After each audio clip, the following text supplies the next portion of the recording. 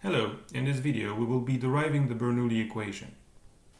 So our starting point to derive the Bernoulli equation is the Navier-Stokes equation. So let me just write down what the Navier-Stokes equation look like. So I'm going to take the usual form of the Navier-Stokes equation but divide everything by a row, the density, so that we do not have so that we only have, so that the left-hand side has no coefficient, multiplicative coefficient.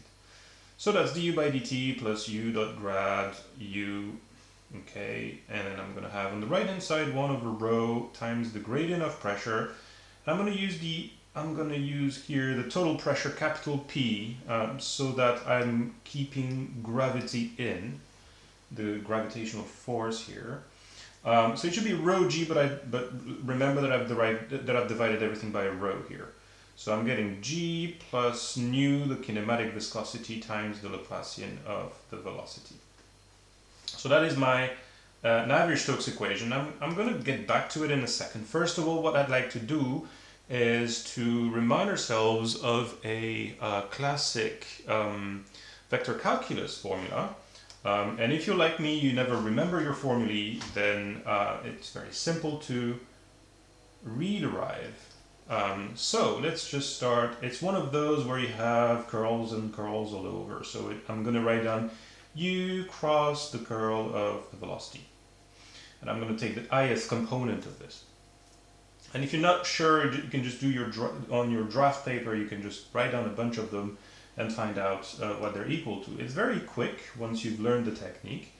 So this is going to be epsilon, the alternating tensor ijk times uj times that product. So that's epsilon klm times dum by dxl.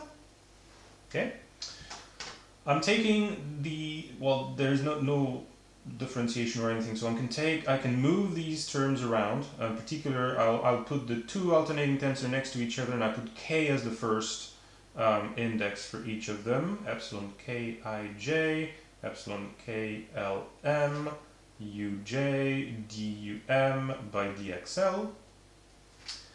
And by doing so, I've got here a formula, which is the only one that I remember from vector calculus.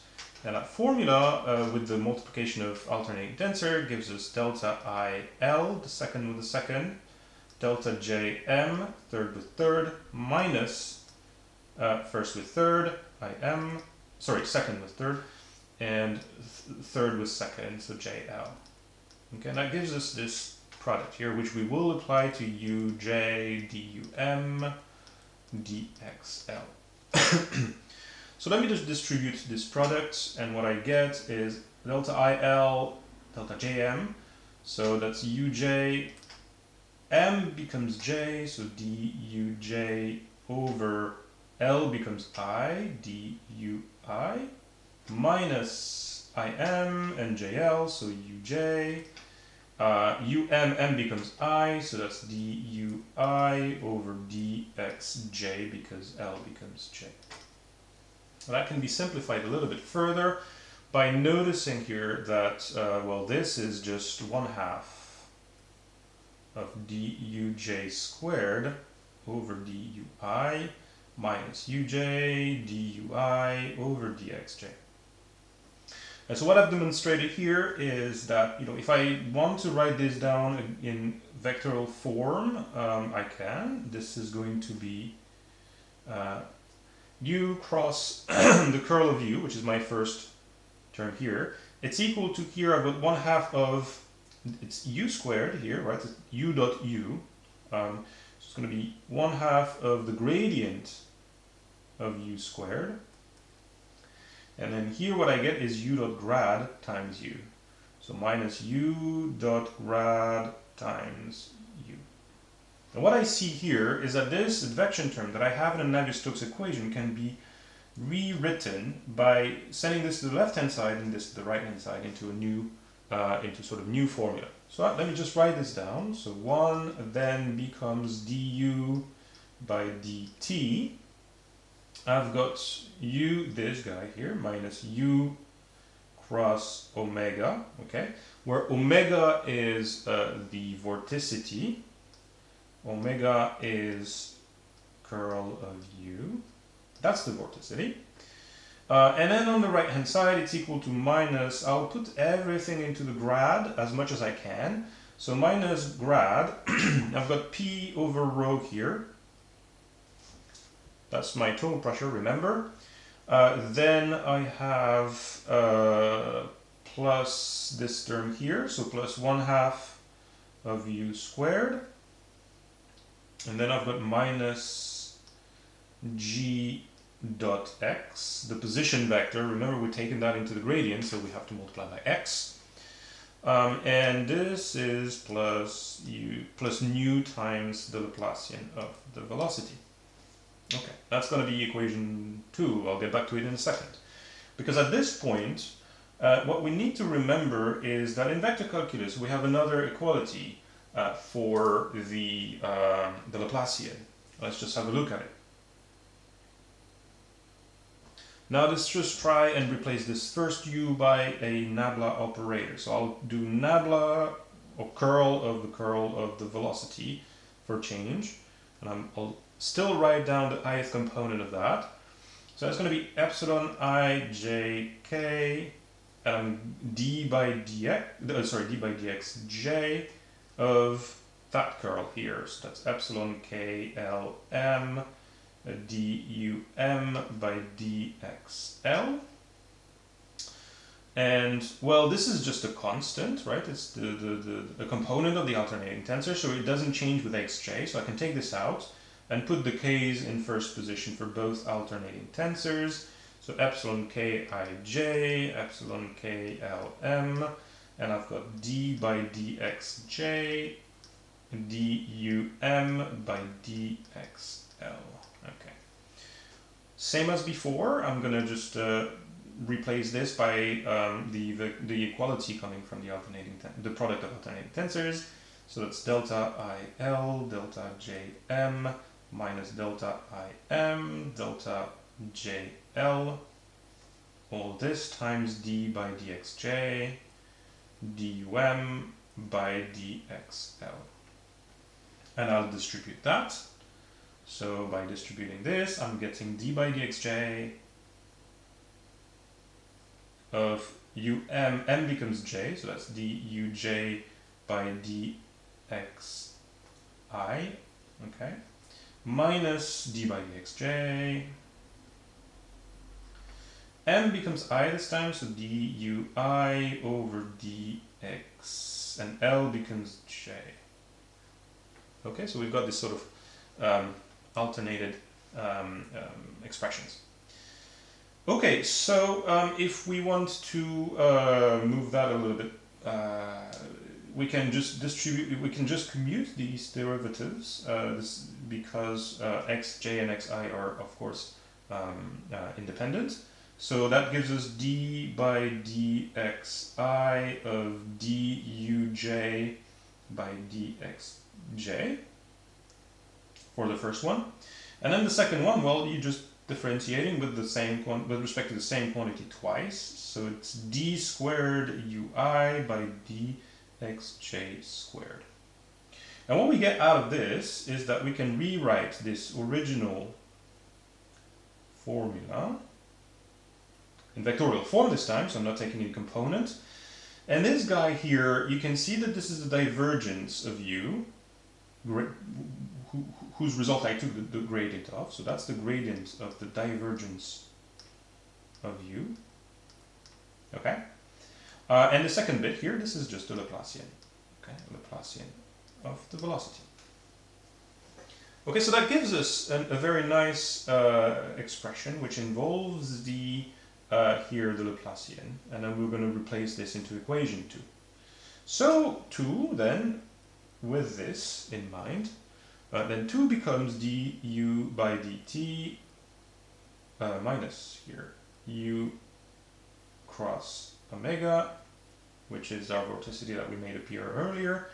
That's going to be equal to minus the grad of, we've got p over rho, we've got 1/2 of u squared, we've got minus g dot x, okay?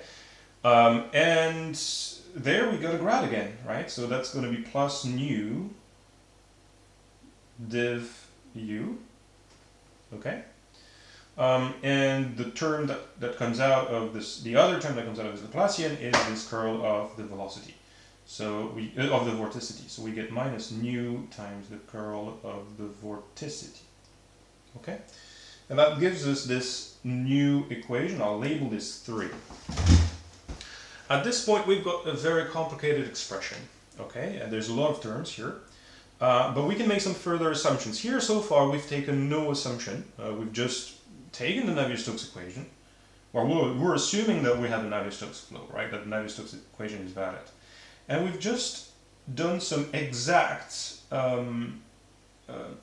calculation in algebraic sense, coming from vector calculus to obtain this equation in the end. So all this is exact. Now let's just make some assumptions.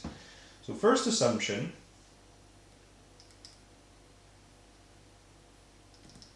the flow is incompressible.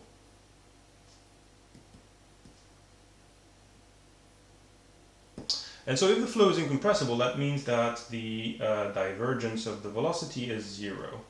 Well, then in that case, our equation here has this term that goes away. So that's 3 becomes du by dt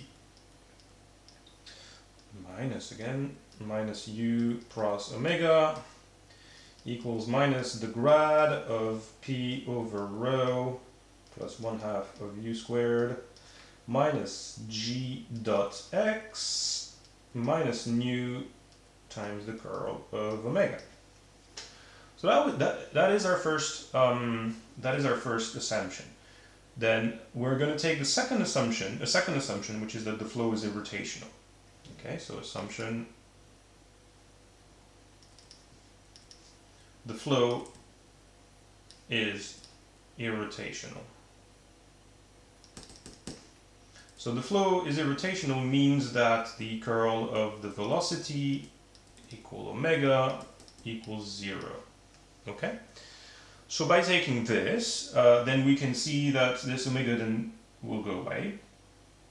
And we have also this term that goes away. So that simplifies dramatically our equation. Okay? So the equation becomes du by dt equals minus the grad of p over rho plus 1/2 of u squared minus g dot x, and that's it. That is a much simpler expression. But if the flow is irrotational, right? Because the flow is irrotational,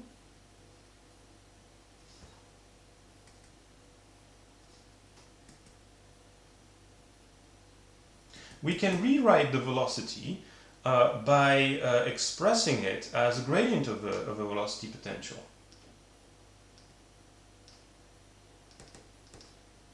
The velocity is the gradient of a potential, where phi is a potential. The velocity potential per se.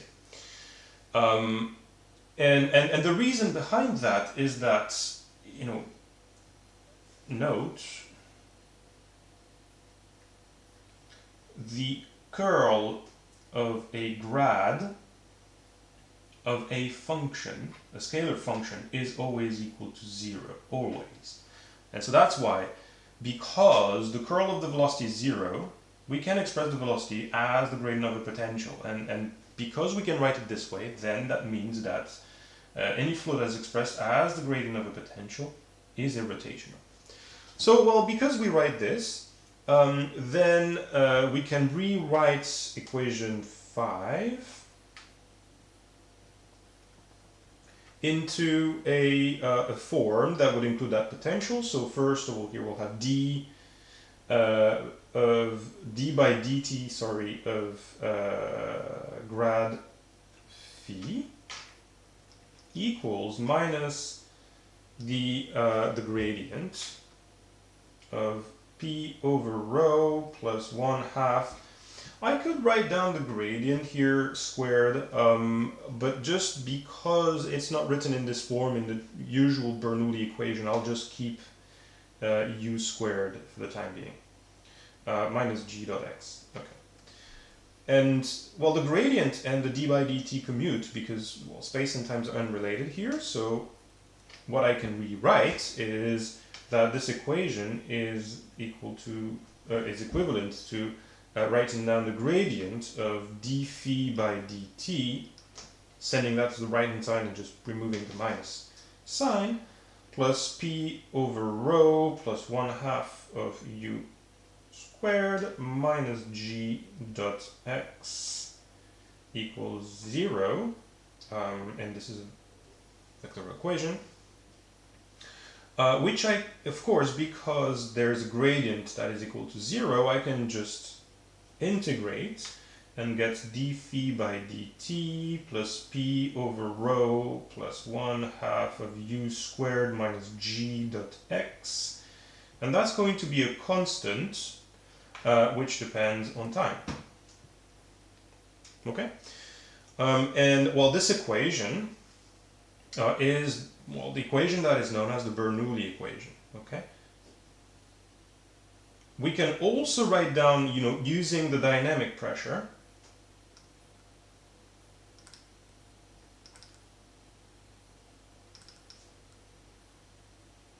so the dynamic pressure writes P equals capital P minus rho g dot x.